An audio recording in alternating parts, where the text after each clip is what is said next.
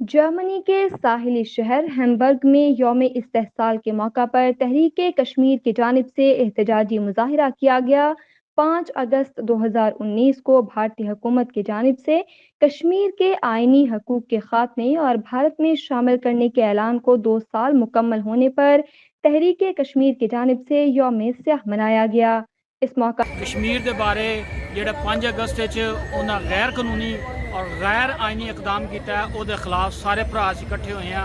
کشمیر زندہ باد، پاکستان۔ آج ہم یہاں پہ ہیمبرگ میں اگینسٹ انڈین آرمی جنہوں نے اپنا قبضہ جمایا ہوا ہے کشمیر پہ۔ اس موقع پر تحریک کشمیر جرمنی کے رہنما ریاض کھمن، مسلم لیگ یوتھ ونگ کے رانا عامر شہزاد سمیت مختلف مساجد کے علماء کرام نے بھارتی مظالم کی شدید الفاظ میں مذمت کی۔ عامر محمود صاحب جو کہ تحریک کشمیر کے بڑے ہیں، ان کے زیر سرپرستی یہاں پر جمع ہیں اور یوم سیاہ منا رہے ہیں۔ پچھلے 2 سال سے تقریباً کشمیر میں کرفیو جیسا جو مسلسل ظلم و ستم کے پہاڑ توڑے جا رہے ہیں۔ ہم اقوام متحدہ سے اپیل کرتے ہیں کہ کشمیر کو اس ظلم و ستم سے نجات دلایا جائے۔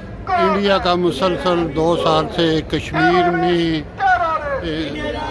غیر قانونی طریقے سے فوجوں کو بھیجنا اور کرفیو لگانا، اس کے خلاف ہم یوم سیاہ منا رہے ہیں اور اس 2 سال کے عرصے میں جو تشدد انڈیا گورنمنٹ نے کیا اس کی ہم مذمت کرتے ہیں۔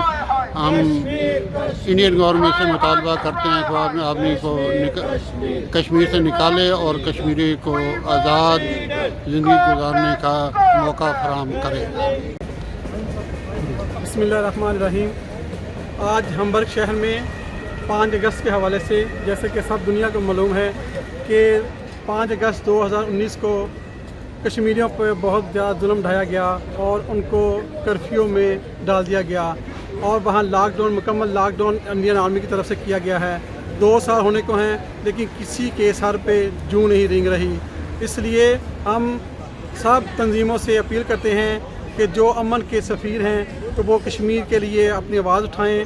مظاہرین نے ہاتھوں میں پلے کارڈز اور بینرز اٹھا رکھے تھے جن پر کشمیر بنے گا پاکستان، بھارتی افواج کشمیر چھوڑ دو اور ہم لے کر رہیں گے آزادی کے نعرے درج تھے۔